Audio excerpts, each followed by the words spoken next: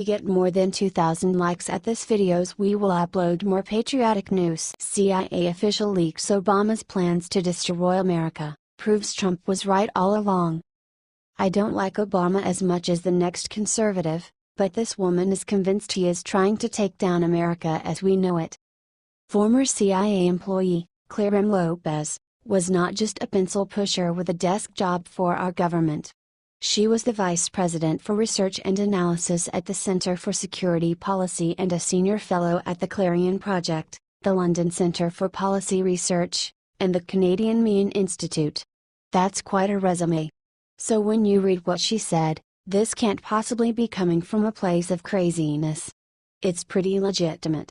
The Conservative Post reports, since 2013, she has served as a member of the Citizens Commission on Benghazi. Also Vice President of the Intelligence Summit, she formerly was a career operations officer with the Central Intelligence Agency, a professor at the Center for Counterintelligence and Security Studies, Executive Director of the Iran Policy Committee from 2005 to 2006, and has served as a consultant, intelligence analyst, and researcher for a variety of defense firms. She was named a Lincoln Fellow at the Claremont Institute in 2011. Lopez said the global war on terror had been an effort to stay free of Sharia, or repressive Islamic law, until the Obama administration began siding with such jihadist groups as the Muslim Brotherhood and its affiliates. Lopez believes that the Muslim Brotherhood has thoroughly infiltrated the Obama administration and other branches of the federal government. One of the most outrageous of those appointments is Mohammed al-Abiri, a senior member of the Department of Homeland Security Advisory Council.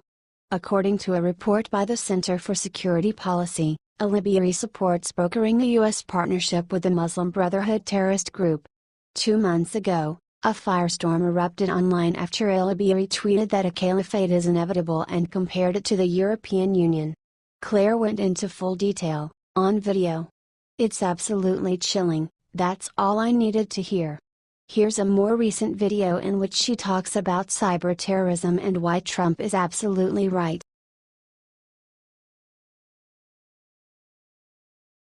Shocking famous feminist, we have to create euthanasia vans and go door to door to get rid of the old people. Katie Hopkins, leftist British TV person, was once on Trump's The Apprentice. Lately, she stated that the elders have to be euthanized, for they are a huge burden to society. She considered everything. She stated that we have to make euthanasia vans which would go from house to house and take old people. She stated, we just have far too many old people. It's ridiculous to be living in a country where we can put dogs to sleep but not people. Euthanasia vans, just like ice cream vans, that would come to you home. It would all be perfectly charming. They might even have a nice little tune they'd play. I mean this genuinely. I'm super keen on euthanasia vans. We need to accept that just because medical advances mean we can live longer, it's not necessarily the right thing to do. She also said that people suffering from dementia need to be euthanized because she thinks they only occupy space in hospitals. She stated that their lives have no meaning anymore, due to their condition. Apparently, the reports say that this is not the only case which shows behavior like this from Hopkins. Earlier, she tweeted about people with dementia, "Babe, I'm here again, where have you been? Babe, I'm back again. I'm back again, where have you been?" Take that dementia style. She shouldn't be even joking about serious stuff like these because one day soon enough, she herself will be an elderly woman with the possibility of having dementia.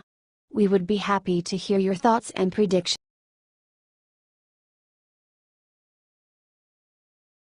Trump releases a bone-chilling statement and the media is going crazy. Unfortunately, the Democrats succeeded at sabotaging President Donald Trump's repeal of Obamacare. Trump instantly sent a sharp message that touched the whole country. This nation had the chance to secure a good future for the next generations and fixing one of the biggest issues in our country, the healthcare system. America had the chance for a new beginning. Donald Trump did nothing wrong with his bill. He was asking for a debate and constructive solution. The representatives and senators, under the influence of the liberal elites and the huge pharmaceutical corporations, Made it clear since the beginning no discussion Obamacare stays. And now, this is what President Trump says, why? Because nobody cares about we, the people. With this new bill, the giant corporations would have lost billions of dollars. What do you think about this, dear readers? I would like to ask you just one simple question: have you ever seen the healthcare systems in rest of the world? What do you think of this? Share your opinion.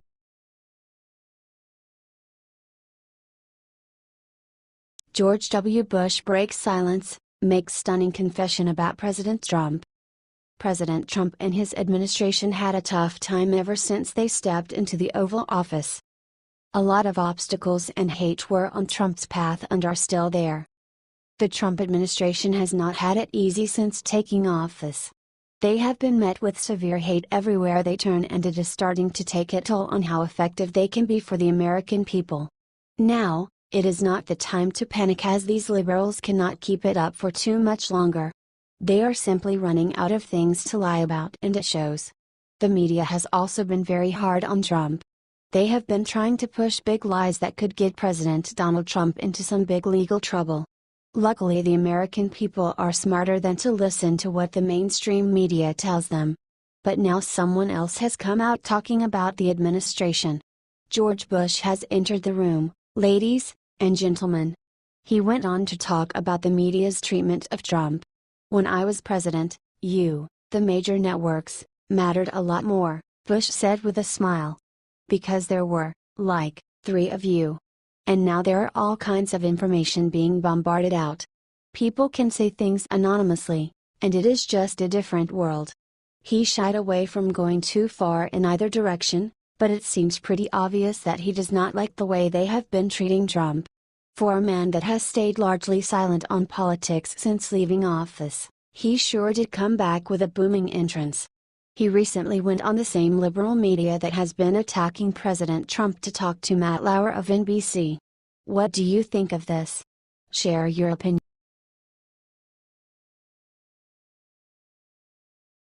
It's getting personal right after Trump warned him Robert Mueller crossed the line doing something unbelievable. If you want to describe Robert Mueller's actions, to say that he overdoes things will be far from enough. But, the latest attack on Donald Trump is simply more than absurd. This May, Mueller was chosen, as special counsel, to lead an investigation into apparent connections between Trump and Russia. Apparently, the absence of any strong and real proof made Mueller go against Trump personally. Our president sent him a clear and concise message. Nevertheless, Mueller decided to spread the investigation and go into transactions of Trump's enterprises and of his allies. Now, officials will investigate different real estate past transactions of Donald Trump, and also past business ties. But the personal nature of those new inquiries was not lost on President Trump. I think that's a violation. Look, this is about Russia, President Trump said when asked whether Mueller has crossed the red line by broadening the investigation to include his companies. And he couldn't be more right. Mueller thinks he can win by fighting dirty, but we all saw how that worked out for crooked Hillary. If the special counsel plans to continue such a disgusting witch hunt, there is no reason why President Trump shouldn't fight back. We would be happy to hear your thoughts and predictions.